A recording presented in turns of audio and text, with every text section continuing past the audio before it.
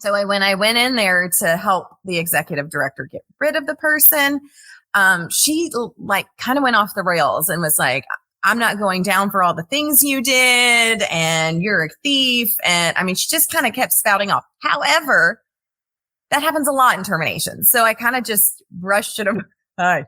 But as I got more in there, like red flag after red flag started happening. And then the executive director ended up having to take a very interesting medical leave. So myself and our finance group went in there and discovered that he had been stealing mass amounts of money. I think it ended up being after we did all the audits and all, the forensic audits, the cleanup, it was like $3.5 million. Yeah.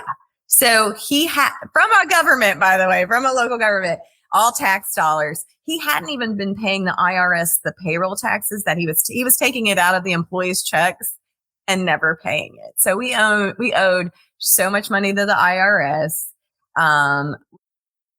Which single trend do you think has had the most impact on the way you work in the last few years? The last decade, the last few years in particular, we've seen some massive changes in the workplace, the way we work, where we work, how we work. And we hear a lot about things like COVID and the Great Resignation and remote work. But one aspect that is quite interesting and also quite often overlooked is the generational shift in the workplace. One of the dangers of this, of course, is that we make sweeping generalizations and put everyone in the same box just based on how old they are, which, of course, is a pretty dangerous road to go down. And even some of the words we use to describe these generations can be quite pejorative. Boomer, for example, millennial itself has become a bit of an insult in certain circles. But not everyone in those older generations struggles with technology. Not all millennials are lazy and entitled, nor are they quiet quitting necessarily. Not everyone in Gen Z or Gen Z is changing job every year or every 2 years. I guess the generations after that, whatever they're called, haven't entered the workplace yet, but we'll see what trends get associated with them soon enough. So my guest today is Katie Howard. She has over 20 years of professional HR experience. Like me, she's been in the workforce for several of these generational changes. She's worked in multiple leadership and consultative roles, and her work's really spanned a whole variety of employment sectors as well, including government, healthcare, and professional private organizations. And we're going to be talking about several HR matters. We're going to hear some of the crazy stories, the wild stories that Katie's got from her career. We're going to talk about this generational issue as well, and how leaders need to be aware of it and the impact it should and could have on their leadership too. Hopefully it's going to be quite an enlightening discussion. It's a topic we've not really covered before, so I'm quite excited to get into it. So without any further waffle from me, let's get Katie on the show.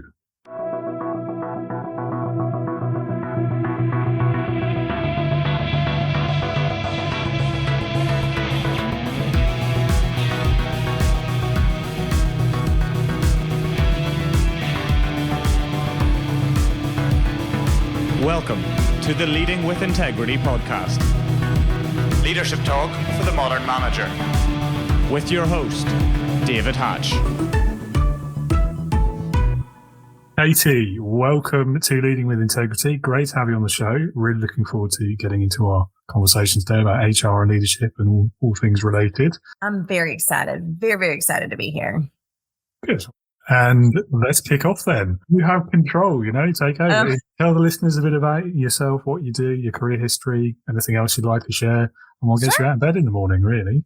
Sure. So I'm Katie Howard. I am a professionally certified HR person here in the United States. I have a 22-year-long career, which ages me, makes me really old. But I've done everything from consultative, which I'm a consultant now, but I also did some C-suite for a large hospital system and then for a local government as well. So I've kind of done a little bit of everything. I'm not super experienced in unions. I've dabbled in them a little bit. I am certified also to do employee relations investigations, so like workplace investigations about harassment, discrimination, bullying, all those wonderful things that happen in the workplace.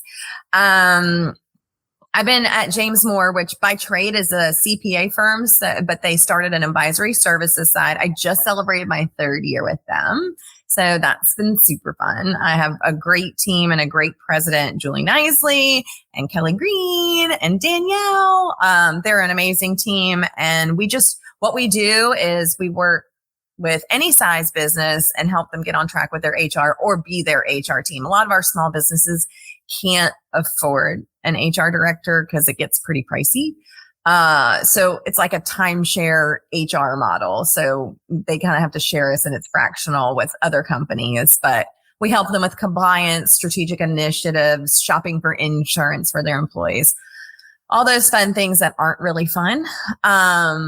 And that's what I'm doing now. I do about 80% selling what we do now and about 20% actually doing it. So my team is kind of doing more with the client relations than I am anymore, but do a lot of speaking, do a lot of podcasts with awesome people like you. And that's pretty much it. I do on a personal side, I am recently been engaged. Yay. And, I have between the two of us, we're like the Brady Bunch. We have 4 daughters ranging from 22 to 9 and I have 4 chickens. Okay, So that's pretty much about me. Number. Yes. 4 is my lucky number. Amazing. Well, congratulations on the engagement as well. Thank you. Yeah. It was a very big shock. I was actually surprised. We had been together a long time. Yeah, I was not. Okay. I was very surprised. So it was. Well, that's good. Yeah, it was good. He's keeping it. Yeah. He's keeping it lively. I like it. Mixing it up. Yeah. Keeping you guessing. Yeah, definitely. Yeah. Okay, so let's dive in straight away to the perhaps most difficult question that you may not want to answer, but I'm going to ask you anyway. What is your craziest, your wildest employee story from all your time in HR? Well, I first of all, I never, ever, ever say I've seen it all because what people do in the workplace is I wouldn't even do in my home. And I've had a lot of crazy things during my hospital time. There was a lot of, I jokingly say sex, drugs, and rock and roll. People, lots of affairs, lots of people stealing pills and drugs from patients. So I can actually identify a lot of pills just for having to do audits and doing pill counts and going through at the pharmacy when there was alleged theft. Probably my longest, most drawn out, craziest one was when I was with the local government. We had like a Parks and Rec who was also kind of a separate entity of a local government. So they weren't necessarily under our umbrella, but they ended up doing a contract with us for us to do their HR. And that was also going to eliminate a position of their HR person because they really didn't need a full-time HR person. And she made a lot of money, which kind of was a red flag anyway. So when I went in there to help the executive director get rid of the person, she like kind of went off the rails and was like, I'm not going down for all the things you did and you're a thief. And I mean, she just kind of kept spouting off. However, that happens a lot in terminations. So I kind of just brushed it aside. But as I got more in there, like red flag after red flag started happening.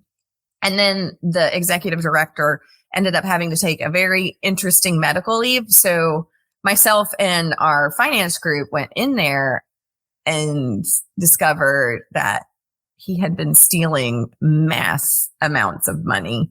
I think it ended up being after we did all the audits and all, the forensic audits, the cleanup, it was like $3.5 million. Yeah.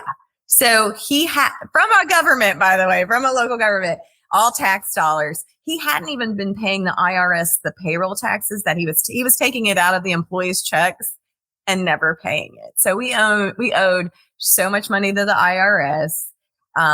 We found out now again in the United States, you cannot give government workers cash. He was giving them cash. I had to have meetings with them. Stop giving them. Don't take cash anymore. That's not good. For like our own CFO for the county, his wife, because it turned out they were in on it. Everybody was getting their pockets padded. Like 4 people lost their jobs or ended up in jail. And the CFO, the thing that bothered me the most, he was probably the closest person I was with at the county, and I was devastated. I would have never believed. And then they just provided me all the evidence, and I was like, yeah, okay, they did know, and they did do this. So that took over a year to uncover all that. So that was probably the wildest one, because it was just he bought classic car parts, $50,000 in McDonald's. Just real bizarre stuff. Wow. And the craziest part was there was a disappointment level to the board, because he's supposed to provide an audit every year, and they never made him do it. So that would have been caught years ago, but nobody ever made him mandated his audit as he's supposed to do. And so it all happened. Yeah. So that was the craziest. Yeah. Okay. So the allegations and the kind of defending the job at the beginning were probably true then. Oh no, because she knew what he was doing. She was in on it, and she was getting paid a high salary to shut her mouth. That's what it all turned out. And she, interestingly enough, she kind of started to come forward, like kind of poking back. And I was like, you're under investigation now too, because we're pretty sure you knew everything. And she got real quiet. I was like, you probably don't poke that bear. You're going to get something you don't want to find out about. So. Yeah, fair enough. I guess a lot of people though in that situation, it's like, well, if I'm losing my job, I'm taking all of you down with me. Yeah. And that's so interesting you bring that up. Typically, now this wasn't a different case, but whenever, I counsel someone or I've terminated someone and they start, usually if I counsel someone, not even terminated yet, I know they're going to get terminated, because if you're counseling someone and they're accountable and they're embarrassed, you'll probably never see them again, because people are human and they do make mistakes. But if they're like, oh yeah, well, Susie's doing this and Johnny's doing this, and I'm like, I'm going to fire you one day because you just can't control yourself. I already know. So, and it's very difficult to get fired. You have, unless you've done something really egregious like theft or murder, your file here has to be like this thick to get rid of people anymore. So, is that particular to government jobs or just generally? More so to government jobs, but just honestly, if you're over a certain employee count, in the United States, specifically 50 is kind of the magic number that all the HR laws apply. You've got to really do your due diligence every time. Even in a lot of states are called right to fire, right to hire. It's at-will states, which makes employers falsely believe they can just fire anybody for anything because they just don't like them. This is not the case. So I have to teach my clients, no. You still need a document trail. We got to be careful of this. So, yeah. Well, that's interesting, because from the outside, we hear quite a lot about this, the at-will employment kind of rules that you guys have in the state. So it's not actually at will then. There is still a process behind it. It's about as real as a unicorn.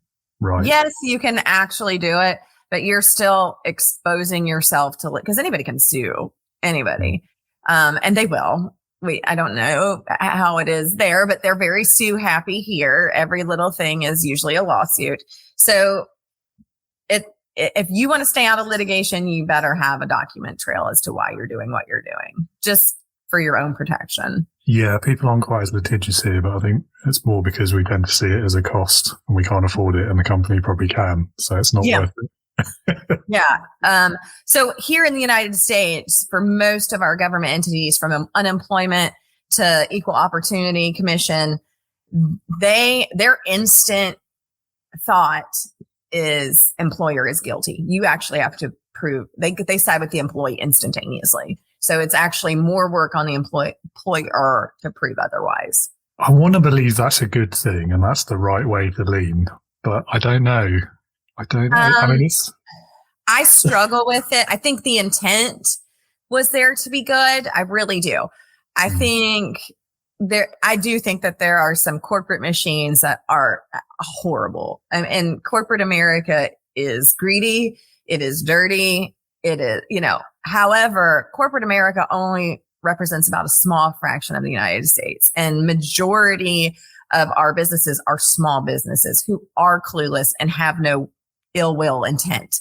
And so that's the people who are getting penalized in all this, is that they just are trying to run their shop and do what they do. And it's, 50 to 150 employees, and they don't know any better. And they have no ill will to anyone. And somebody knows that and takes it. There's too many people that have used it as an opportunity to take advantage. Yeah, I guess that's human nature, isn't it? It's unavoidable to an extent. Probably broadly the same here. And probably the main difference is that the companies who are, let's say, bad as a generic word, they're just going to do what they want anyway, regardless of the law. Another one that's interesting is, you mentioned corporate America. It's pretty similar here, to be honest. The big corporates, they're probably the same companies, aren't they? Because they're all multinationals now. Yeah. But 99.7 or 8 or 9% of the companies in this country are small businesses. Yeah.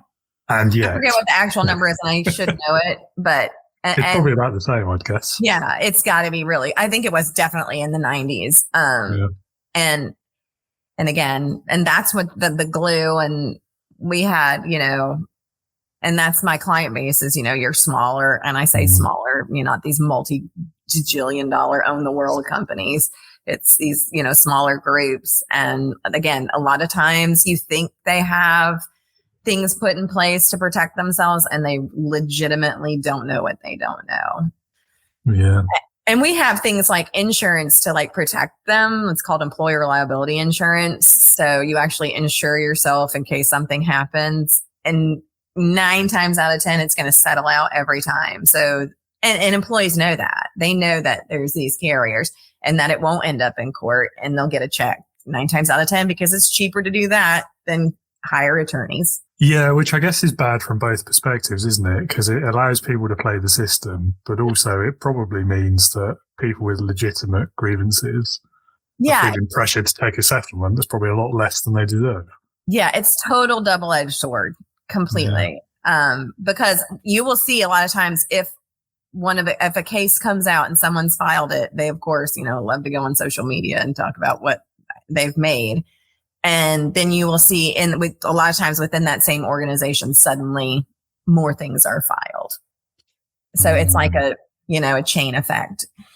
And it's all because, I want a piece of that pie. Yeah. Yeah. And I guess that once you've set the precedent, you're kind of stuck, aren't you? You can't say no to the next one because you've already... Well, it's funny because I like to talk to my clients because I'm a really visual learner. So I always talk about my pie and how big, and the bigger the piece, the more exposure you're going to take. And we want to keep our, pieces very skinny. So if you're taking a half a pie of exposure, that's a big no-no. Let's not eat a half a pie. Let's stay on our diet slice. And, that seems to work. And I'm like, there was a time I was like, you're eating the whole pie. This is so grossly, you're exposing yourself. I'm just going to let you know, you're going to get sued. Don't do that. And whether or not they took my advice, I don't know, but it was a really bad incident. They were not making smart decisions at all. Yeah. And he was kind of a pig on top of it, quite honestly. Yeah. It's funny how those things often go together, isn't it? Yeah, it's always funny to me because yes, majority of my business owners are super smart, super charismatic, all the things. And then you'll meet one and you're like, how? And they're a gajillionaire off of making a widget. And I'm like, how did you stumble upon this? You're not a great person. You're not real smart. And you just made a widget, and now you have more money than God. How does this happen? Yeah, it's probably not worth thinking about that too much. No, I know. Interestingly, that's not the first story I've heard about someone stealing from a government agency, even in the last couple of months. So, I do think, number one, it's easier than anybody really thinks it is. I know. I don't. I mean, I hate to say it. I think people get caught faster because of, due diligence practices and things if they would have done audits, this would have been caught forever ago. That being said, I think honestly, I don't think people initially intend when they start stealing money from their organization. I think they're just I'm just going to take $5 from petty cash because I need lunch. And then it becomes a pattern and it gets out of control. And next thing you know, you're using the company credit card to buy classic car parts. I mean, So I'm in Jacksonville, Florida, and there's a huge case right now of a guy who stole, I want to say $1.5 million from the Jacksonville Jaguars. Like, you would think they would have processes in place. That's an NFL football team. Oh, they came to London. So yes. And this guy has just been going on trips. I mean, he's first class flights. Like, I don't know how they didn't notice. Like, even his social media reflected all these trips, and no one was like, well, that's odd. What's Bill doing that he's getting all this money to go here and nobody checked? Yeah. Maybe it's just meaningless amount of money to them. Maybe they've just got that much that it doesn't even register. Who knows? My personal favorite, I think, was that the Jaguars and reached out to American Express to not make them pay the charges since it was fraudulent. And I'm sure American Express is like, yeah, okay. Please send your check in. Yeah. I don't care who charged it. You're paying it. Funny one.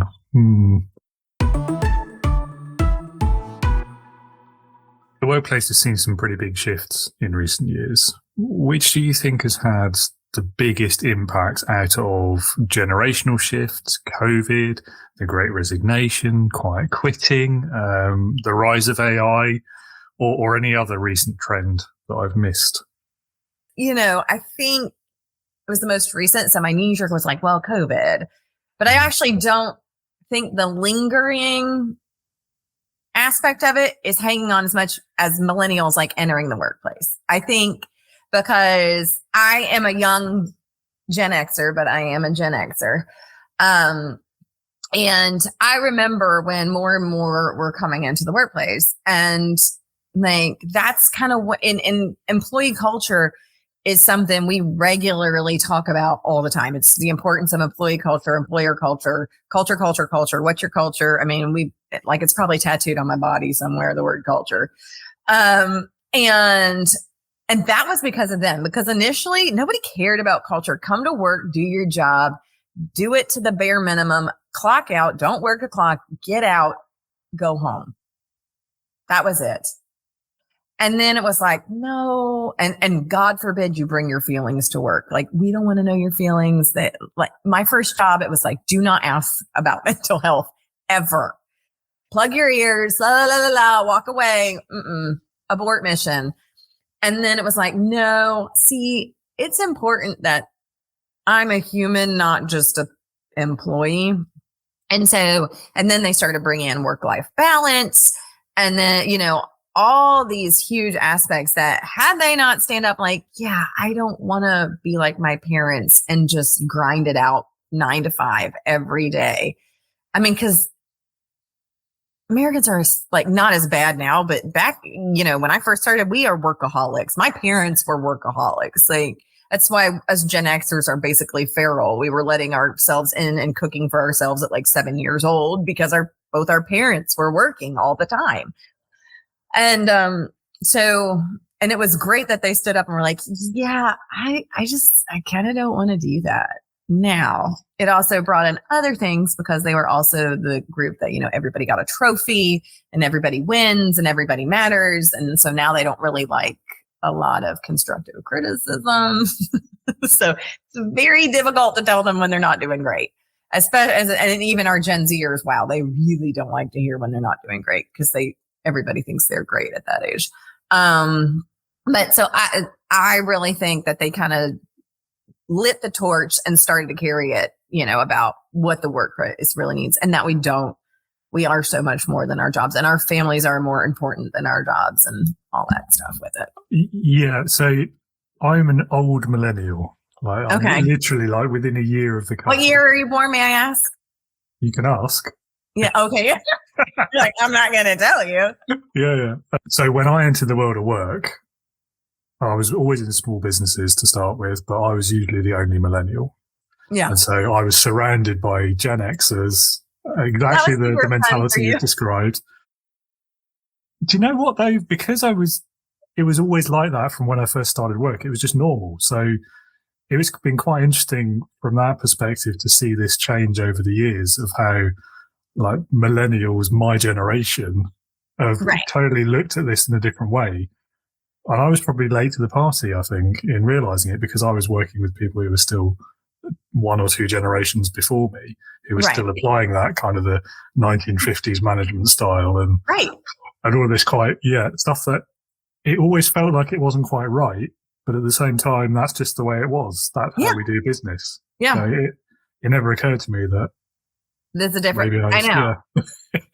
Well, it was interesting because, going in, I mean, my mother owned her own business. So that's a little different, but almost my dad, they're both trade workers. They work their butts. They have amazing work ethics, but it was like, do not question authority. Like, your boss tells you what you better be there on time. Like, heads down, do what you're told to do. And then, so you automatically assume, which is why they also pushed college education, because they were like, if you want to be the boss and not to do whatever, you got to have this, which is sad, because I'm so glad that in the United States we're pushing trades again, because it was like a lot of people who went to college had no business. It was stupid for us to go, all of us. But what I meant was, then it was like, no, just because you're on a management role doesn't mean, number one, you're a good leader, which I loved that came out of it as a result. And number two, it was like, you can question, like, you can say, I don't think this is right, or maybe we should do this. Or just because you've been here 100 years doesn't mean I don't have fresh ideas that you need to consider. So I really appreciate like the millennials pushing that agenda. Again, kind of walk the line there. I think for the first half of my career, I was exactly that. Don't question the authority. The boss is the boss. They're the one paying you. If you argue, if you rock the boat, they might stop paying you, and you kind of like the money. So just, do that. I kind of need that money. I need the paycheck. Right. Yeah. Looking back now, that makes me cringe, because back then, particularly before the economy fell out again, I could have just walked away and got another job, probably got more pay, and not had to deal with the same mentality. Right. But I did it. It never even occurred to me to do that. No, and I remember, so fun fact about me, when I moved to Jacksonville, I moved here for, at the time, someone I felt like I was going to be in a long-term relationship. Luckily, we did not move in together. However, my first job out of college, I had only stayed 9 months at, and to relocate. And then I came here, and within 3 months of being within each other's zip code, we learned we absolutely did not like each other, even as just people, and we broke up immediately.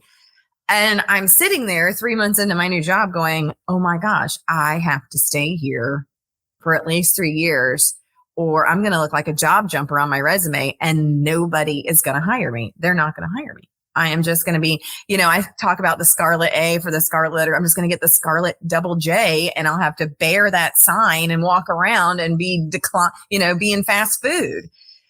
And that's where my mentality is, which I struggle with my current clients who still have that mentality that if somebody's not in a job 2 years, then they're not worthy, pass. And they're making their candidate pool like a puddle. Because people don't look at they look at their jobs like gigs. They don't look at it like a life. They don't see themselves being in one spot for, their whole careers. They see themselves switching careers, like completely doing stuff differently every so often. And we love to relocate in the United States. If we're not tied, we're not attached, by God, on to the next state. Let's see what else is out there. It's like a bunch of gypsies. I love it. But that used to be frowned upon. Yeah, I mean, the norm these days, especially in the more techie industries, I mean, if you've stayed in a job more than a year, it's almost the opposite now. That will raise the question. Right. But if you get 1 to 2 years out of a good performer versus having just a, low performer that's not for 5 years, what have you really gained? Like, what have you really gained? There's a lot to be gained, actually, from swapping jobs frequently, because you're getting exposure to different environments, different skill sets. It's going to make you a better employee, in my opinion, anyway. Yeah, it was funny because my first, when I ended up staying at that job for 10 years, and I ended up, and I mean, I loved it there, or I thought I did, which is hysterical because I'll explain. It was my life. Even at 2 days before, and it was a hospital, so I gave birth to my child in that hospital. But 2 days before, 2 weeks before, I was filling in for security because literally no one showed up at 3 a.m. So I'm waddling around hallways, unlocking doors. And then 2 days before, I mean, I'm waddling around making sure security cameras are where we want them and handling an employee issue. And then I was there the next day giving birth. So, it was just like, to me, they were my family. And then one day I walked in and my job got eliminated and I was devastated. Like, to me, I had the complete misconception that was my family. They would never treat me like that. No. And then I had an awakening, which I've embraced the rest of my career. No. I'm an employee. I'm not a family member. They're an organization. Life will continue exactly. It might look a little different, but it doesn't matter. It doesn't stop just because I'm not there. And I kind of approached my career completely differently and my attachments as a result. So it was and then I realized I also was working way too much and they expected way too much of me. And their culture was very much not a healthy one if you really dissected it. Yeah, that's the thing, isn't it, about companies that describe themselves as a family. That to me now is a red flag. Well, I wrote an article about it and did something called Disrupt HR. Like, it's an ick factor. Stop saying that. Yeah. You want to talk about a community culture? That's great. Like, you are accepted, you're inclusive, you're diverse. Fan-freaking-tastic. But the family is like this mafia feel to it. Like, you'll do anything for the family. Yeah. No. That's a good way of putting it. I like that. Yeah. I mean, for me, it's like there's so many different things. First of all, everyone looks at family differently. For some people, family is a source of pain and misfortune. They don't really want their work. Yeah. They don't really want their work to represent that. But I think, certainly in my experience, the people who describe a company as family, it's usually the old male fella in charge. And what he means is, I'm the paternal presence in your life and you'll do as you're told. That's what it usually means in my experience. Absolutely. It's like, I'm the dad and you are my children. And I'm like, well, I've been to a couple of Thanksgiving tables and I don't want to work at a Thanksgiving table. So, yeah. I think the word is problematic, isn't it? Yes. Yeah. I think that leads nicely into the next question, actually. So we've talked about the different generations and some of the differences between them. When it comes to actually effectively engaging those different generations at work and managing a workforce that contains all of them, really, what would you say is the secret to success? Well, interestingly enough, I love generational discussions just because it's a diversity, inclusion, and equity topic that literally hits everyone. It doesn't matter what demographic you are, you fall into some generation. Saying that, there's also a lot of times where we put people in boxes, but I have to say, from a generation, I do see like I am a tried and true Gen Xer. It's hilarious. Like, I love an email. By God, I'm going to email you. Thank you for sending me an email. Don't make it really long because you'll lose audience because I have ADHD. But I remember my first email I got. I remember my first email password. It's seriously like, but and it's all about knowing your audience and how to communicate to them. So, my parents are tried and true boomers. And so the thought of them having to go online and book an appointment, like with their doctor or anything else, literally gives them pure anxiety. They just want to call them. They just want to get on the phone with somebody. They hate a phone tree. They don't want to get text messages. They just want a human. And where I'm different is like, dang, if I can go book my own appointment online, heck yeah. I know where I need to be. I can have my calendar up. I can do all the things. And even more, but I will do it the call way if I need to. And then Gen Z, by God, they'll avoid it like the plague. If they have to talk to a human, no. Like, I'm just using this doctor's office analogy because I did this whole research on some doctor's office things. And they would, oh my God, please give me an AI bot. If I have to talk to a human, aside from the doctor and nurse practitioner, I don't want to. Or they're just doing telehealth because they just want to get it over with and be done with it. And millennials, we've got, and it's interesting, we have to use all platforms with our clients because we are an extension of them. So if they have a certain payroll system, we use their payroll system. If they use Monday, we use Monday. If they use Slack, and I have a client, like they were diehard Slack, which is, I don't know if you guys obviously have Slack too, right? Yeah. So, and it was like, it's messaging, it's all the things. And inevitably, I would send an email, and every time I would get a response, can you put that on the Slack channel? I mean, it was just so difficult me just to instantly think, like, and then the time you emailed me your response to put it on the Slack channel, you could have just told me, but I know you're trying to get me to use the Slack channel. So it was just, it's just very interested messaging. I think there was research done that average millennial reads their message within 6 minutes of receiving it. So if it's longer than that, they've probably put you on read and dead, and they're not going to respond. So sounds right to me. Yeah. I mean, my kids, I don't know if my youngest necessarily qualifies as Gen Z. My oldest is 22, and like both of them, though, their phones are an extension of their being. Like my youngest daughter left hers today. She can't even use it in school. She can't even use it. And she's like, oh my God, I left my phone. Mom, can we turn around? I'm like, no, you're going to be fine.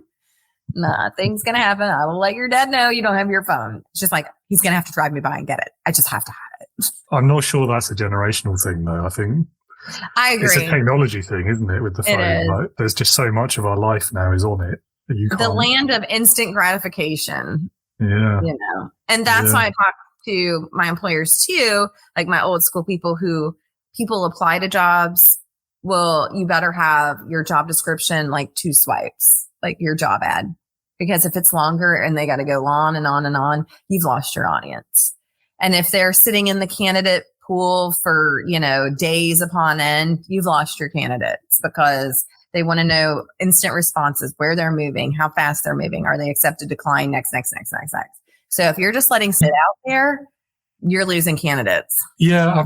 Again, I wonder whether that's actually really a change at a material level versus just the method of doing it. Because, I think back, it's been a while, but the last time I was applying for jobs, the rule of thumb was if your CV is more than 2 pages, don't even bother because they're not going to read it. Very true. So, it's just 2 swipes. It's on the both sides. It's the same principle, isn't it? It's just a different way of reading it, I suppose. But it's interesting because I think it's more my eyes are going bad, but I love to look at stuff on my desktop and pull it up like full view.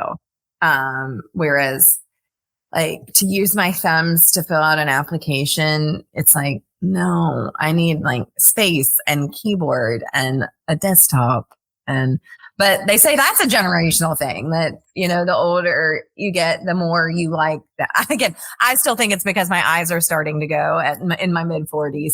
But I definitely don't. Maybe. Whereas my daughters, they want to do everything on their phone. Very rarely do they ask to use, get on the computer or anything. Depends on the thing, I think. And going back to what you're saying as well about booking appointments online versus phoning people up, I think I can sympathise with all of these points of view, really. Like, I love email. I was in the workplace when it became a thing. Yeah. It's great. And, I think there's a lot to be said for being able to just send something that's a bit more formal, isn't there, versus just a text message. Slack and Teams and all of that stuff. Yeah, great tools, but can you put it on Slack? Yeah, I've heard that before as well. Yes. It's when the technology drives the process. That's where I think things go wrong. It should be the other way around, shouldn't it? Can't you just email to a Slack channel and it goes in there anyway? Well, even in your messaging, like my kids, I used grammar in my messaging, like period and capitals and full words and like my youngest was like, I think Dad's mad at me. And I was like, why? And she's like, well, he said, okay, good, but with a period after it. I was like, well, I'm going to tell you your dad's not mad at you.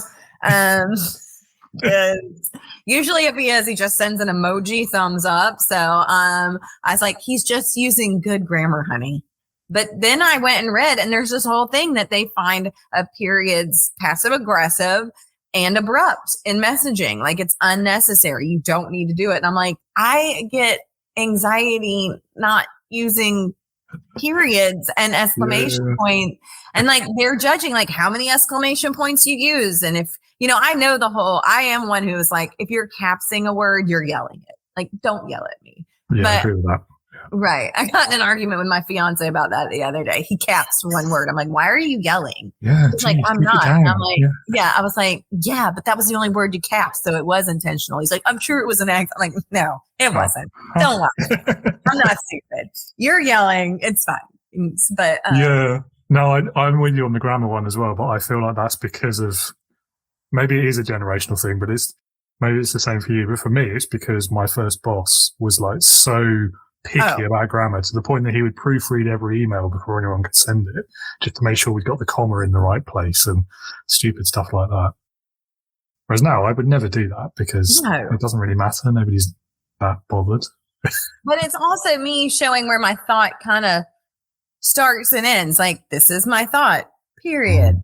On to the next, period. But I'm also apparently, and my oldest daughter pointed this out, she's like, you are the person who sends a message, but it's not ever a long thing. It's like message, next, message, next, message. She's like, there'll be 18 bubbles. I was like, because those are separate thoughts. That's how I think. And she's like, well, you could just include it in one text. Like, but that looks like a novel. You're not going to want to read that. She's like, I don't want to read your 18 bubbles either. I was like, okay. There's no way to win there, is there? So here's another thought for you. Remember when we were a bit younger and there were those people who used to say the handwritten word is the thing, like that. There's just something about it. It's just proper and better. I think we're now those people, but for typing on a keyboard. Right. Absolutely. I mean, there are kids who can't read cursive.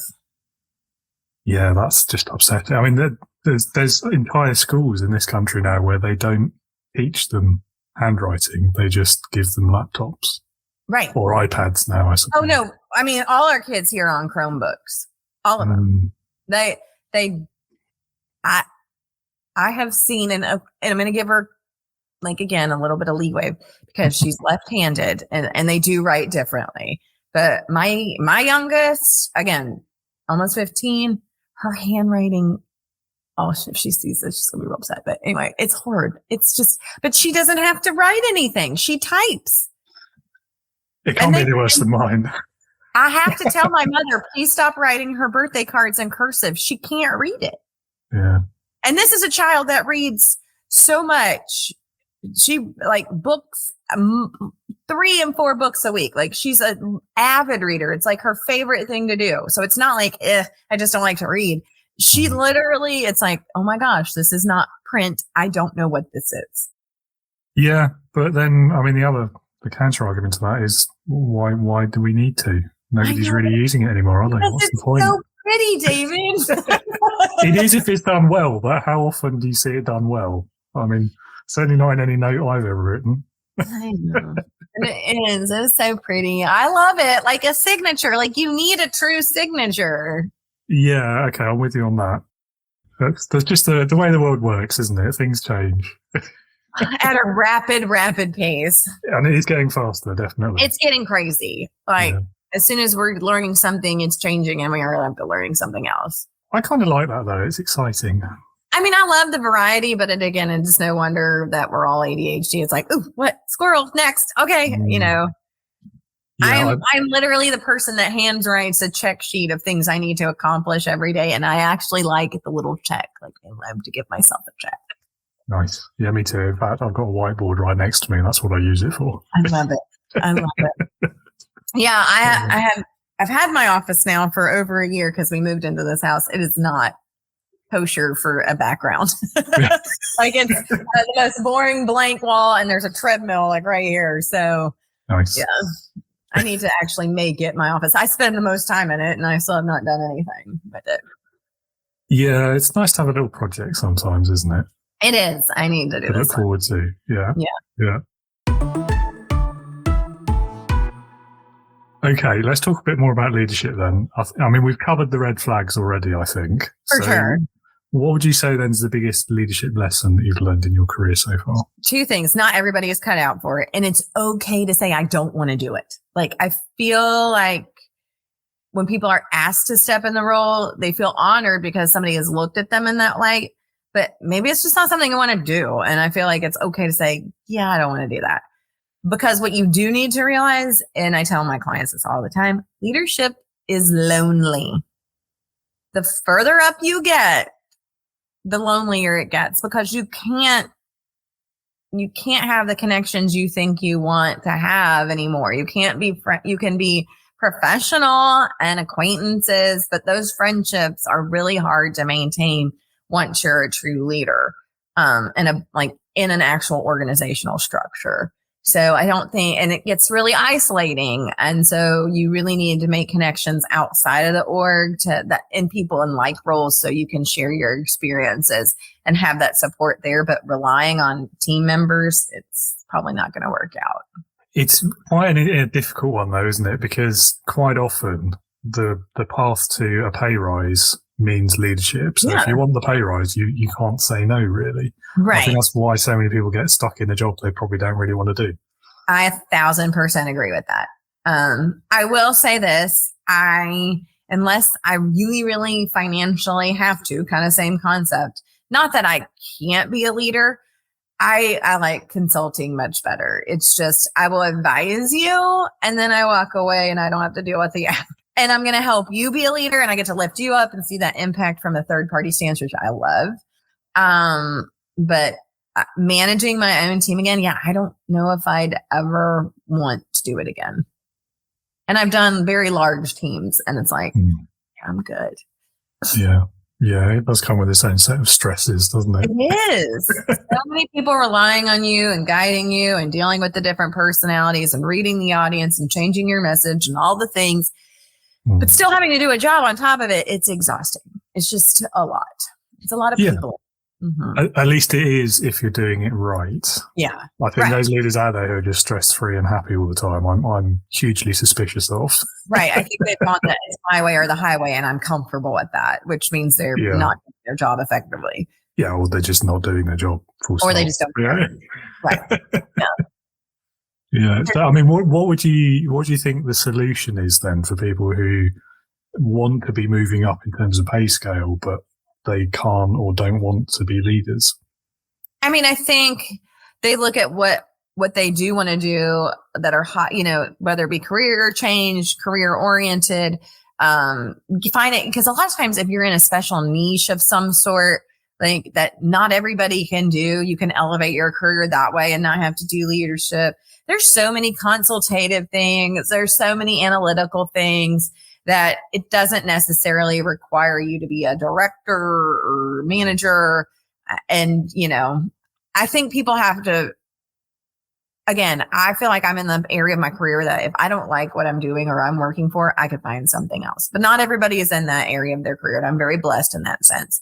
But also keeping an eye out, networking, seeing what else is out there, that you're not just locked in. And sometimes money isn't everything. I will tell you that much. I left a big leadership position and passed on an even bigger one to take a different role that just provided me with flexibility and peace of mind. And it was literally the best decision, because after I had some downtime, got through some personal things, picked up where I left off and, on to the next. But I needed that less stress gap. Yeah, I was talking to someone yesterday about the whole money doesn't buy happiness thing. Right. And it's like, no, it doesn't, but it does kind of help sometimes. It does. I mean, it's necessary. It does fluff it a lot.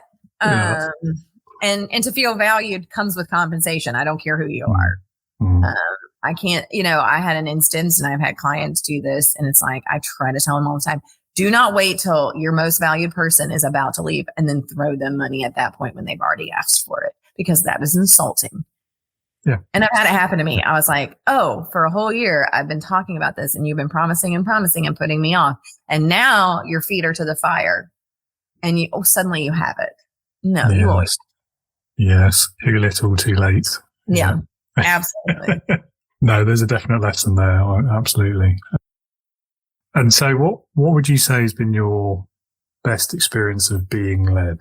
You don't have to name names, but if you want to. No, I have honestly been very blessed with, I can really only think of one quote unquote bad boss I've had.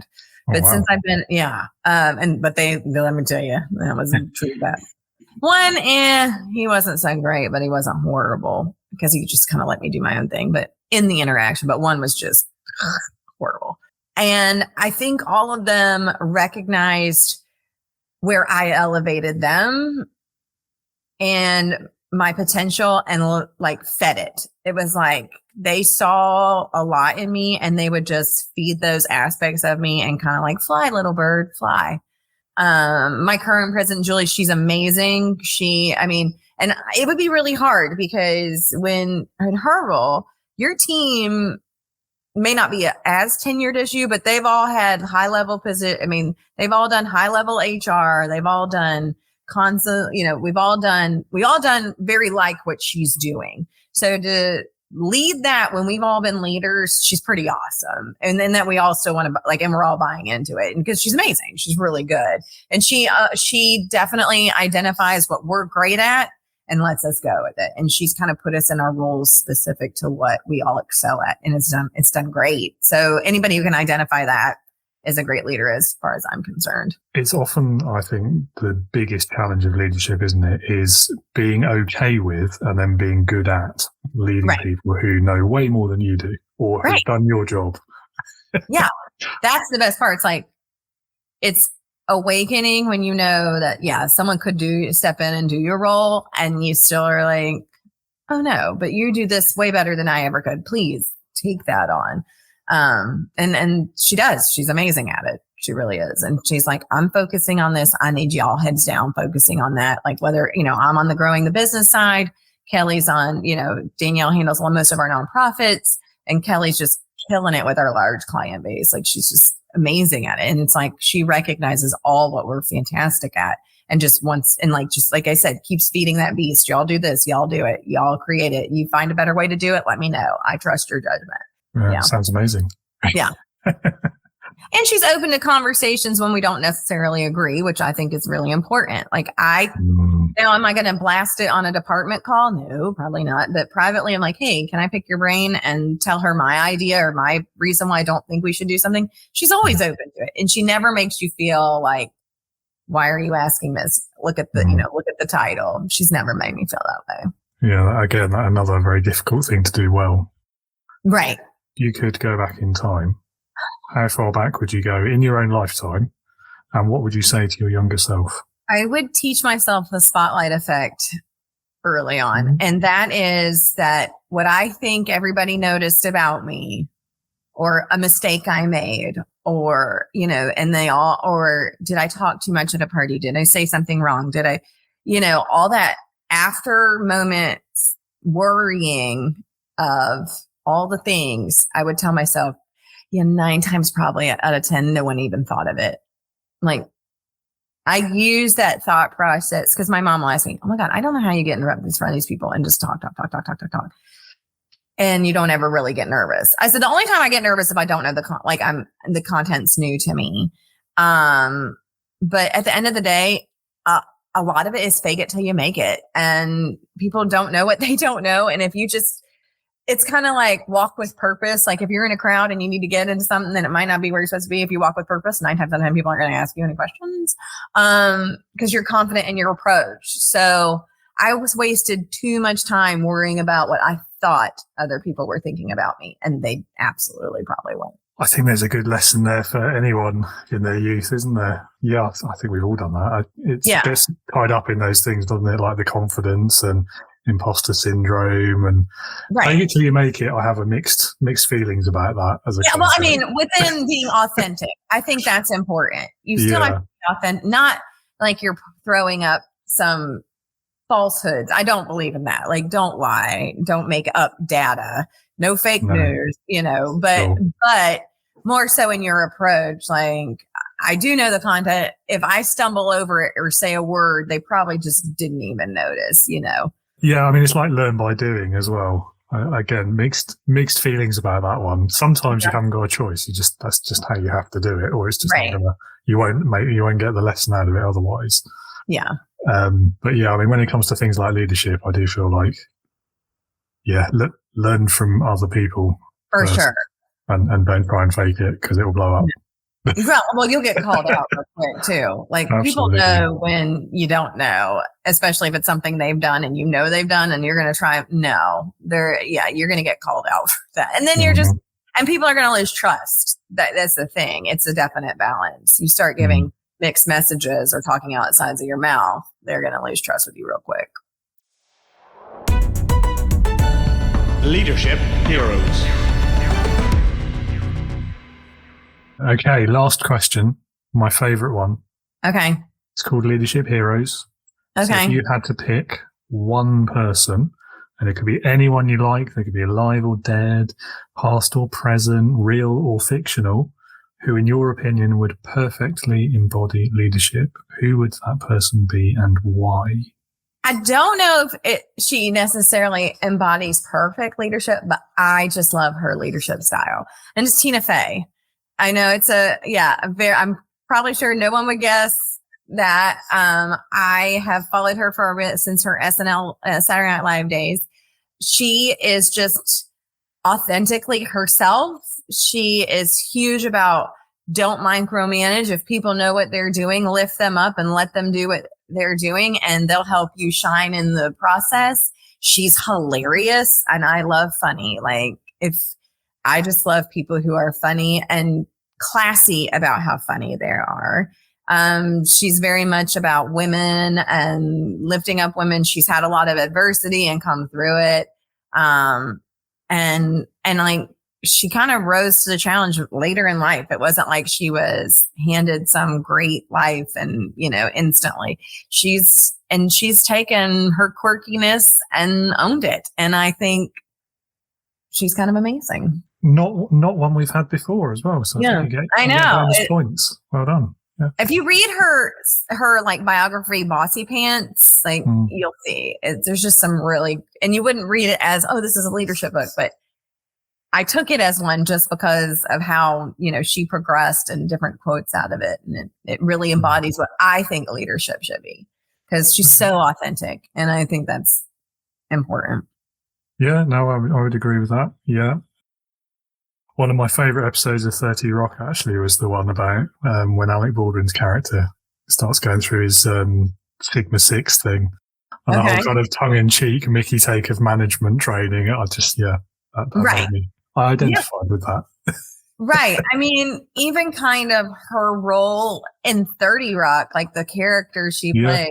Yeah. And Alec Baldwin's like the cliche corporate guy. Yep. And how she, maneuvers that and deals with that. So, I mean, there's some legitimacy to what role she's playing. She's identifying it to somebody. But I like the fact that she, lifts other people up and brings people along, and she encourages other people's growth, and she invests her time in making other people better, which is, again, what she does. She's so positive, and she just doesn't believe in, don't get sucked into negativity. People waste too much time, just getting sucked down a rabbit hole of, this is an obstacle and I'm going to just sit on my rear end and not do anything. It's rise above it and figure out a way. So yeah, I like that. Okay. Fair enough. Well, thank you. Well, I think that's pretty much all we've got time for. Thank you so much, Katie. It's been great talking with you. The last thing I will ask you is, if any of the listeners want to learn more about you or what you do, where can they go to find out more? So you can email me at Katie. And that's Katie with the IE, KATIE.Howard, HOWARD, at J as in Jack, M as in Matthew, C as in cat, O as in octopus, JMCO.com. I'm also on LinkedIn, and I just Katie Howard, PHR, one word. So that's how you can find me on LinkedIn. Lovely. Well, I'll put copies of those links in the show notes anyway, so people can find it easily. Yeah, please do. Yeah. Lovely. Well, thank you again so much. It's been great meeting you. Thank you so much for having me. I've had a great time. Well, me too. Yeah, it was a great conversation. And have a great rest of your day. Thank you. You too. Bye. Katie, thank you so much again for your time and for sharing those stories and your insights. And that experience that you have in HR, particularly in the markets that you've worked in, is really interesting. Lots of great insights there for any leader or anyone who's aspiring to get into HR themselves as well. Listeners, if you would like to learn more about Katie and what she does, I have popped the relevant links in the episode description, in the show notes, so you can find that easily. And I do encourage you, do reach out to every guest we have on the show, at least visit their website and learn more about them, because there's so much more that all of them have to offer than what we managed to condense into a 1-hour conversation on this podcast, much as I do enjoy those. If you are a new leader, if you are a first-time founder of your own company even, leadership can be a lonely place, as we've talked about already today. And you do just need sometimes that sounding board, that friendly ear who will listen, who will offer an opinion and perhaps a different point of view and can help you work that problem in a way that's far lower stakes, less risk, less potential for difficulty than if you had to discuss it with someone at work, which sometimes leaders need that. Every leader needs that kind of sympathetic ear sometimes. I know I certainly have many times over the years. So I'm very keen to give leaders like you a platform where you can access those friendly ears, people who are at a similar stage of their career, who are going through similar challenges, and perhaps you can be a friendly ear to one of them as well. So that platform that I have created, it is a community, it is online, it is called Integrity Leaders. You get access to loads of leadership resources. We have regular sessions where we talk about a particular facet of leadership. There's plenty of other resources on there as well. And of course, the opportunity to meet and get to know other leaders and learn from each other as well. If you want to learn more, visit www.leadernotaboss.com. Sign up for the newsletter and you will also get an invitation for a 60-day free trial of the community. At the end of that 60 days, you can either join and become a paying subscriber, or there is also a free forever option. And that's really all I've got time for today. Thank you so much for listening. Every listen, every star, every review is seen and appreciated. This podcast only continues because of the support from all of you listeners. So thank you so much for that. I hope you'll join me again next week. And in the meantime, it is lonely at the top, but it doesn't have to be. So come and join us at Integrity Leaders. And remember, as always, be a leader, not a boss.